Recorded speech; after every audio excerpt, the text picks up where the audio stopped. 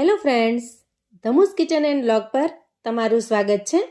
આજે હું તમારી સાથે ખૂબ જ ટેસ્ટી, ચટપટી અને શાકની પણ જરૂર ન પડે એવી સરસ મજાની દહીં લસણની ચટણીની રેસિપી શેર કરું છું। અને વળી આ ચટણીને તમે એકસાથે બનાવી મહિનો સ્ટોર કરીને રાખી શકો છો। જ્યારે પણ શાક ન ભાવે અથવા તો ઘરમાં કોઈ લીલોતરી શાક ન હોય ત્યારે આ ચટણી ખરેખર ખૂબ જ ઉપયોગી થશે। તો ચાલો રીત જોઈ લઈએ। દહીં લસણની ચટણી બનાવવા માટે અહીંયા મેં થોડી લસણની કળીઓ લીધી છે, આ રીતે ફોલીને તૈયાર કરેલી છે। થોડું દહીં લીધું છે અને થોડી મરચાં અને આદુની પેસ્ટ બનાવીને લીધી છે, અધકચરી ખાંડેલી। થોડા શિંગદાણા લીધા છે અને 1 ચમચી જેટલા આપણે અહીંયા તલ લીધા છે। તો આટલી વસ્તુ આપણે ચટણી બનાવવા માટે લીધેલી છે અને બાકીના આપણે સૂકા મસાલા લઈશું। હવે સૌથી પહેલાં આપણે શિંગદાણાને ખાંડી લેવાના છે। આ ચટણીને તમારે જેટલી ક્વોન્ટિટીમાં બનાવી હોય એટલી બનાવીને તૈયાર કરી શકો છો। તમે થોડી જાજી બનાવીને મૂકી દેશો તો પણ આ ચટણી મહિનાઓ સુધી સારી રહે છે।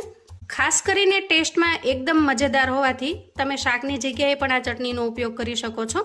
જુઓ, આ રીતે આપણે શિંગદાણાને અધકચરા ખાંડી લીધા છે। શિંગદાણા ખંડાઈ જાય ત્યારે આપણે 1 ચમચી જેટલા જે તલ લીધેલા છે એને પણ ઉમેરીશું અને સાથે સાથે એને પણ થોડા આખા ભાંગા ખાંડી લઈશું। હવે આપણે ખાંડેલા શિંગદાણાને એક પ્લેટની અંદર કાઢી લઈએ અને ઉપરના બધા ફોફાને આપણે દૂર કરી લઈએ। હવે આપણે લસણને ખાંડી લઈશું। તો અહીંયા લસણને પણ આપણે ખાયણીની અંદર જ ખાંડી લઈશું, કેમ કે ખાયણીમાં ખાંડવાથી આપણે થોડું અધકચરું રાખવું હોય એટલું રહી શકે છે, જ્યારે મિક્સચરની અંદર થોડું ઝીણું પેસ્ટ જેવું બની જાય છે। અહીંયા આપણે લસણને ખાંડી લીધું છે અને આ રીતે થોડું અધકચરું રહે એ રીતે આપણે લસણને ખાંડી લેવાનું છે। લસણને ખાંડી લીધા પછી આપણે આ દહીં છે એને થોડું વિસ્કરની મદદથી ફેંટી લેવાનું છે। અહીંયા દહીં થોડું ઘાટું લાગે છે તો આપણે થોડું પાણી ઉમેરીએ અને મિક્સ કરી લઈએ। જો આ રીતે એકદમ સરસ રીતે આપણે દહીંને ફેંટી લેવાનું છે। એના અંદર બિલકુલ લમ્સ ન રહે એનો ખાસ ખ્યાલ રાખીશું, કેમ કે ચટણીની અંદર મિક્સ કરવા માટે આપણે આ રીતે એકદમ સરસ ફેંટેલું દહીં જોઈશે। અને હવે ટેસ્ટી એવી ચટણી બનાવવા માટે આપણે ગેસ તરફ જઈએ।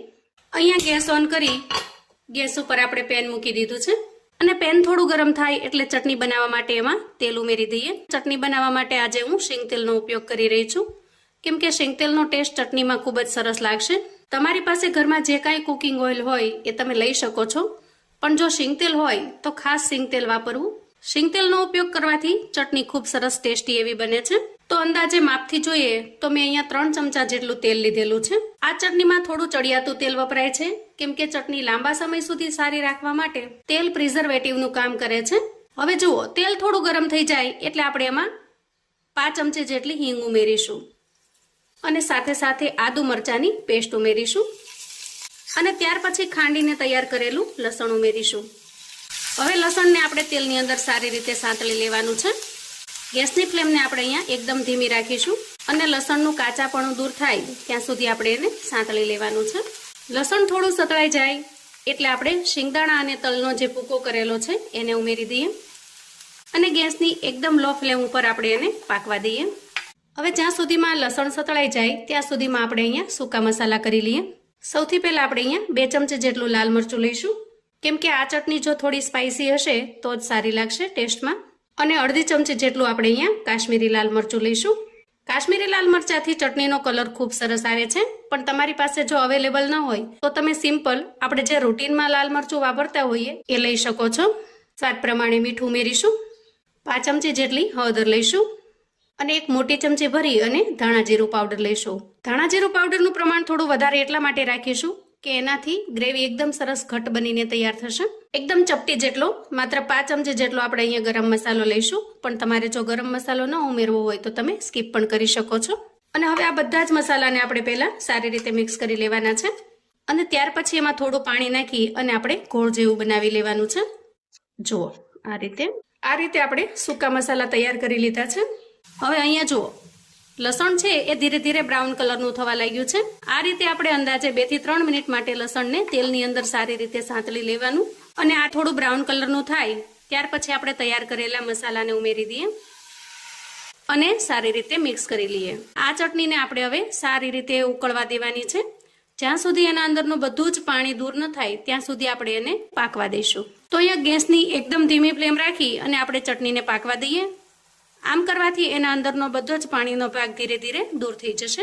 હવે જુઓ, અંદાજે 3 થી 4 મિનિટ સુધી આપણે ચટણીને આ રીતે સારી રીતે પાકવા દીધી છે અને તમે જોઈ શકો છો કે એકદમ સરસ ઘટ્ટ ગ્રેવી બની ગઈ છે. એના અંદરનું બધું જ પાણી છે એ દૂર થઈ ગયું છે અને આ રીતે ચટણીની અંદર ઉપર તેલ પણ છૂટું પડી ગયું છે. તો આ રીતે ચટણી એકદમ સરસ રીતે ઘટ્ટ થઈ જાય એ સ્ટેજે આપણે તૈયાર કરેલું દહીં ઉમેરી દઈએ અને સારી રીતે મિક્સ કરી લઈએ. આ રીતે ફેંટીને દહીં ઉમેરવાથી દહીં સારી રીતે મિક્સ પણ થઈ જાય છે અને ફાટતું પણ નથી. હવે આપણે આના અંદર દહીં ઉમેર્યું છે એટલે દહીંનું જે કાચાપણું છે એ દૂર કરવા માટે ફરી આપણે 2 મિનિટ માટે આ ચટણીને ગેસ પર રહેવા દેવાની છે. તો એકદમ ધીમી ફ્લેમ રાખીશું અને ચટણીને હજી 2 મિનિટ માટે ગેસ પર થવા દેશું. તો જુઓ અહીંયા આપણે દહીં ઉમેર્યા પછી પણ 2 થી 3 મિનિટ માટે ખૂબ સારી રીતે પાકવા દીધેલું. તો અહીંયા તમે જોઈ શકો છો કે ચટણી ખૂબ સારી રીતે તૈયાર થઈ ગઈ છે અને એની ઉપર તેલ પણ છૂટું પડી ગયું છે. તો આ સ્ટેજે ચટણી બનીને તૈયાર છે. ગેસની ફ્લેમને આપણે બંધ કરીશું. ખાસ કરીને વરસતા વરસાદની અંદર તમને આ ડીશ ખાવાની ખૂબ જ મજા આવશે. વળી ઘરમાં કોઈ લીલોતરી શાક ન હોય તો પણ તમે આ ચટણી બનાવીને તૈયાર કરી શકો છો અને એન્જોય કરી શકો છો. આ ચટણીને તમે 1 મહિના માટે સ્ટોર કરીને રાખી શકો છો. ફ્રીજની અંદર 1 મહિના સુધી આ ચટણીને કશું જ થતું નથી અને સામાન્ય રીતે ફ્રીજની બહાર તમે આ ચટણીને 5 થી 6 દિવસ માટે રાખી શકો છો. મિત્રો, દહીં લસણની ચટણી બનાવવાની એક બીજી સરળ રીત પણ છે જેમાં તમે આ પહેલી રીત કરતાં પણ ઝડપથી ચટણી બનાવી શકશો અને આ રીતમાં મસાલા થોડા અલગ હોવાથી સ્વાદ પણ અલગ બને છે. અને સાચું કહું તો આ બીજી રીતની ચટણી મારી તો ફેવરિટ છે. તો ચાલો એ રીત પણ જોઈ લઈએ. ચટણી બનાવવા માટે આપણે અહીંયા થોડી સામગ્રી લીધી છે. લસણની કળીઓ 3 થી 4 ગાંઠિયા મેં ફોલીને લઈ લીધી છે.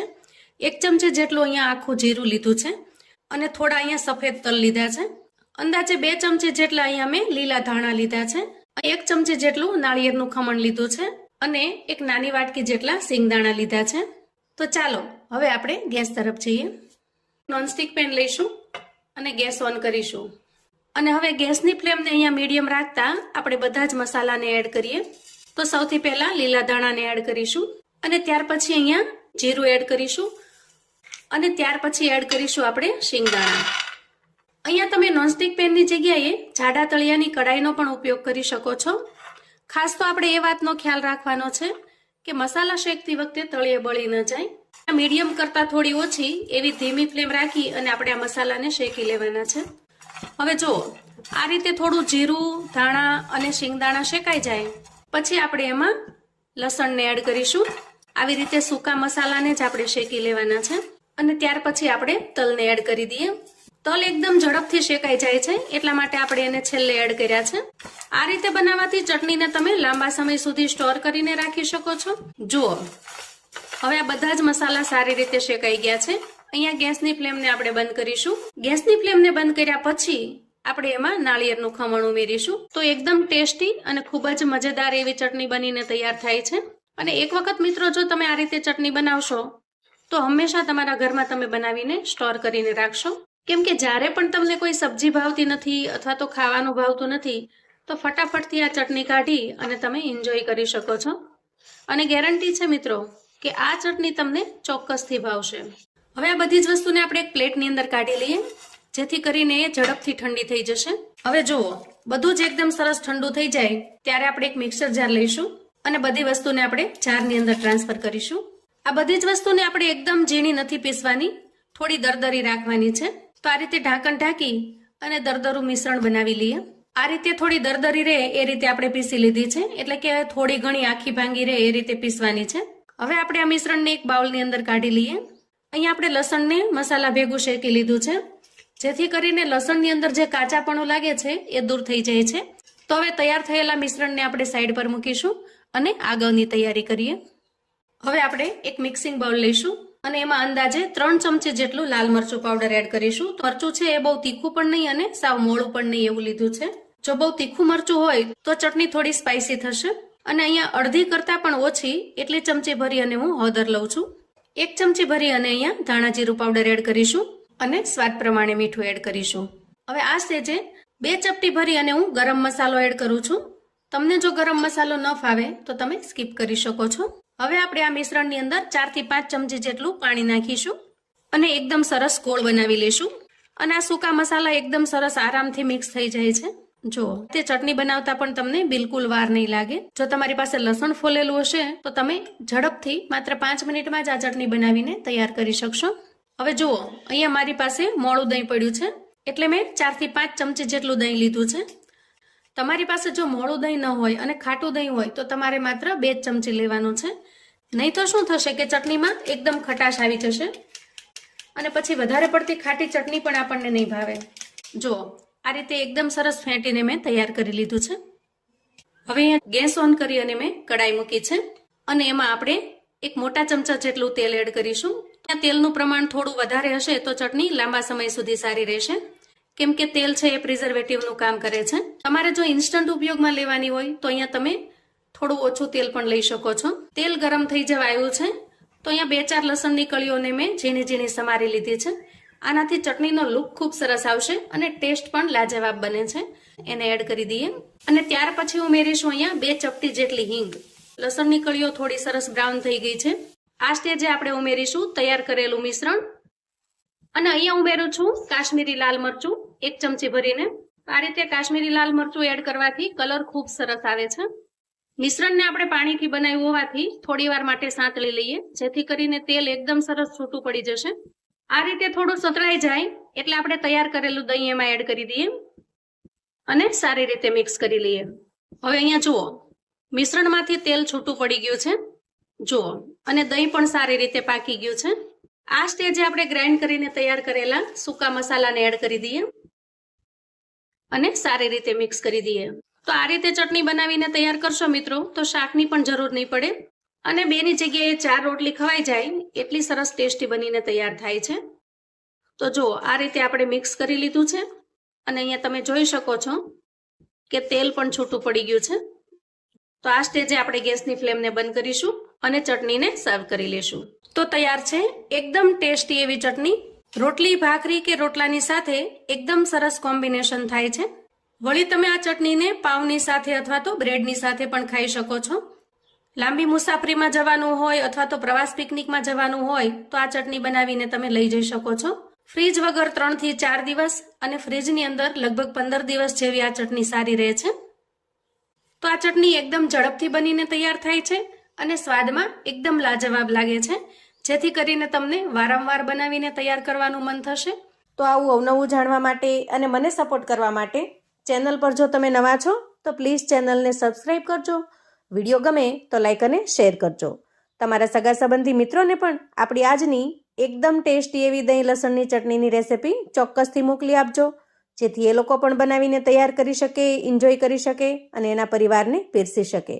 કોમેન્ટમાં મને ચોક્કસથી જણાવજો મિત્રો કે આજની આ ચટણીની રેસિપી તમને કેવી લાગી છે. ફરી મળીશું એક નવી રેસિપી સાથે. ત્યાં સુધી આવજો મિત્રો.